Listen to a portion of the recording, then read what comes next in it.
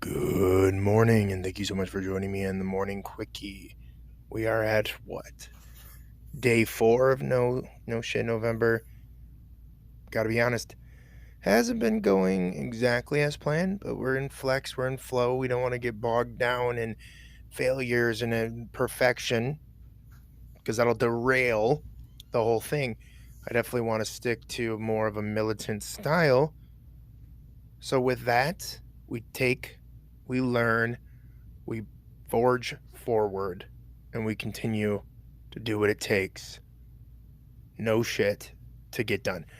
I'm at day 4 right now, still recording, still making the effort, and knocking off other different things and staying consistent. Got to get more structure, more organization, and that's what I've learned is it's a lot of the prep work. You have to sit down. You get to sit down and you get to do the work beforehand to set yourself up for success. When you're in it, it's a little bit harder for you to create the structure. It's like when you're swimming and you want to create a boat to sail well in the water. Now, it doesn't mean you should wait till you have the perfect vessel before you leave. Get your basics, set sail, and then you can adjust as you go. And that's what I'm looking to do is flex, flow, go with the tide, ride the waves, ride the storms, but continue on course towards the destination while enjoying the journey. So last night, I watched another episode of Schitt's Creek. I don't know if anybody's seen Schitt's Creek. Spoiler alert, I'm probably going to talk about a few things. Maybe I won't. I will do my best, but I want to talk about this show being that, entertainment is huge and Netflix is pretty big. And I've been searching for comedies, shows, movies for quite some time. And Schitt's Creek is definitely the best comedy show on Netflix that I know of, that I've seen in quite a while.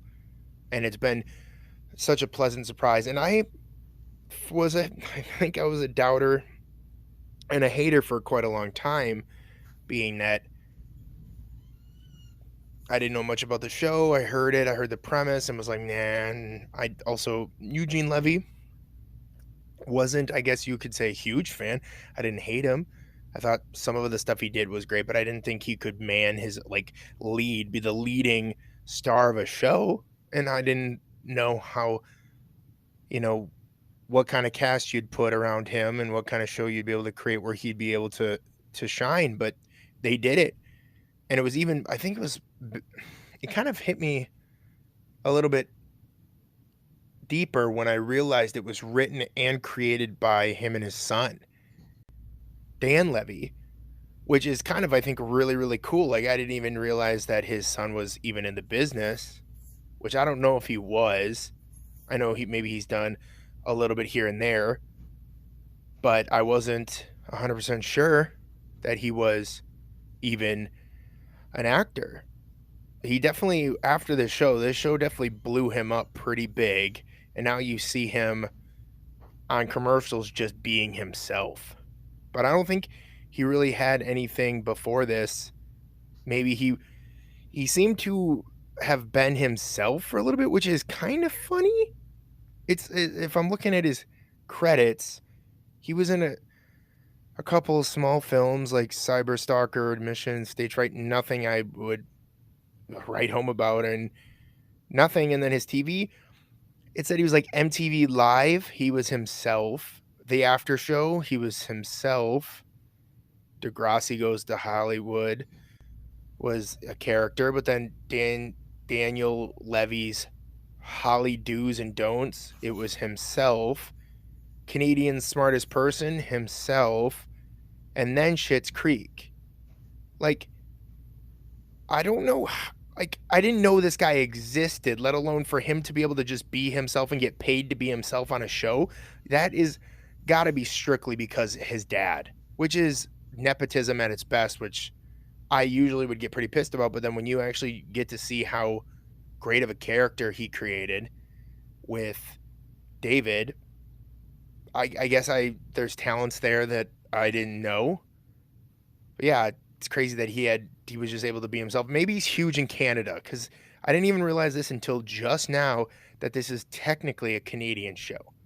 I guess, and I think this actually was actually featured somewhere else, and then Netflix picked it up, and then it finally got its dues on Netflix. I think for a while it was going there and nobody knew about it, and then Netflix kind of brought it to the mainstream. But anyways, I'm really glad it did.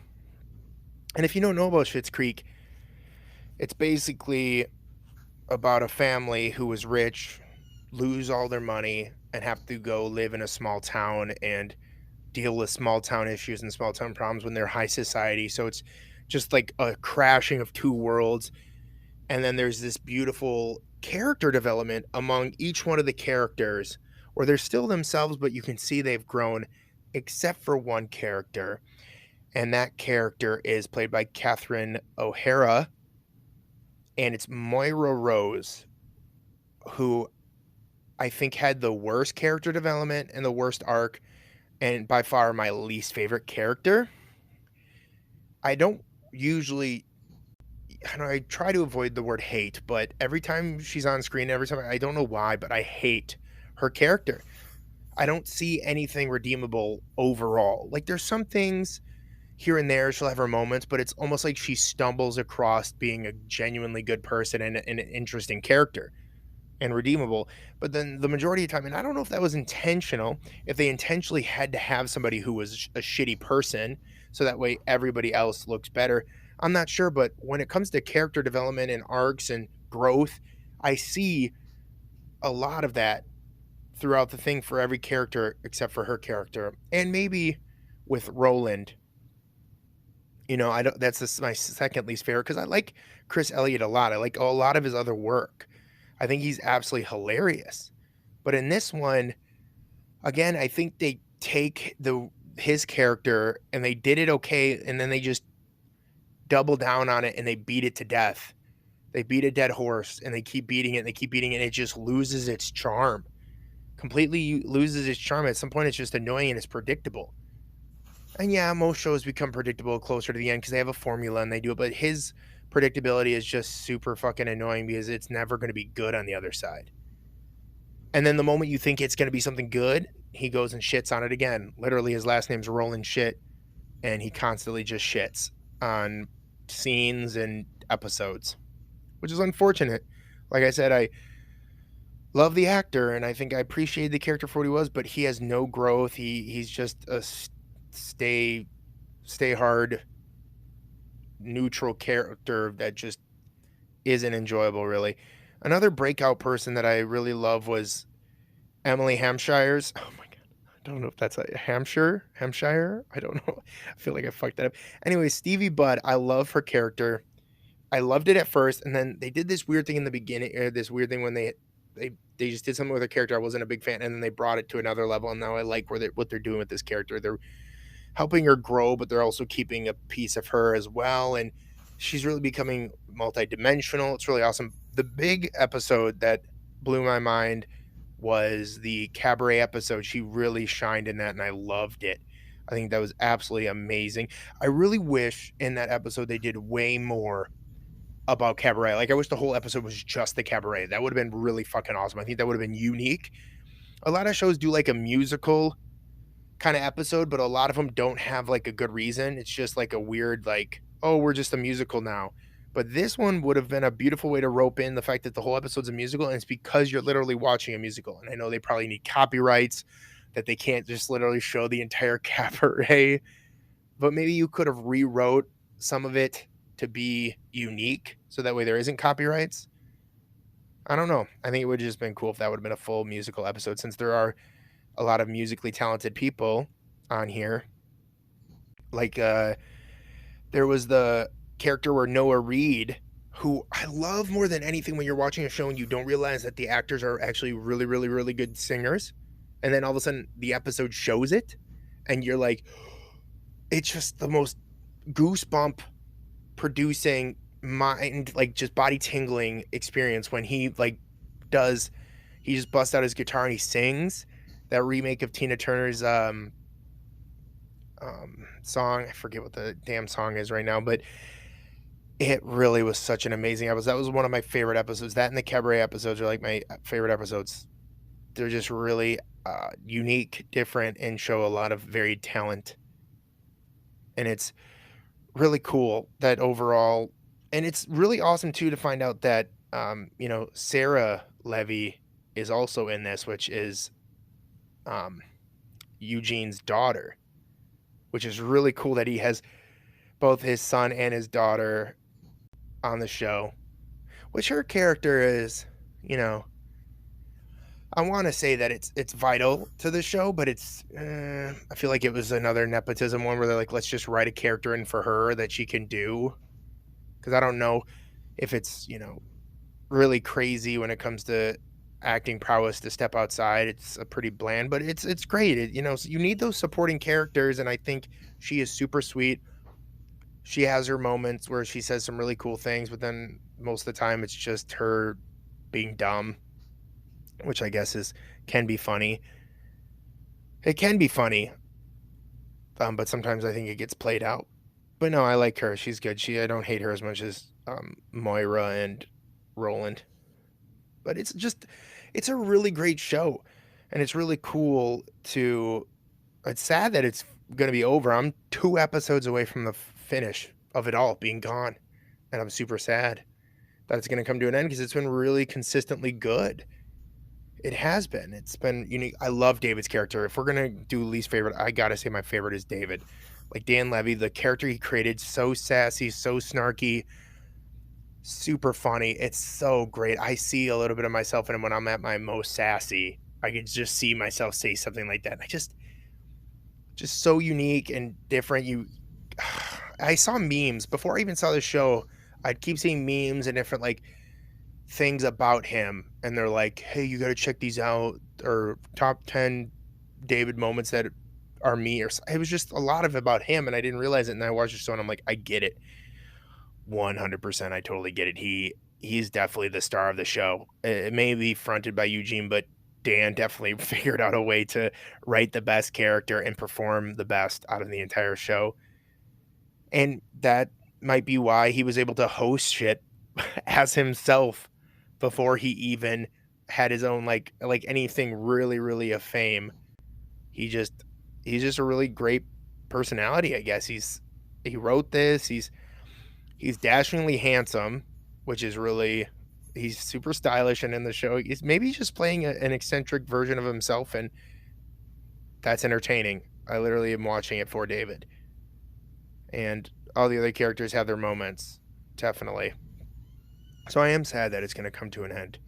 But I think there's like a special thing coming, like that, a behind the scenes or like an aftermath thing on Netflix where I get to watch and see them like all talk about the show and that. So it's going to be cool to be able to see the old, to see them talk about it afterwards and get a little bit more of the Levies.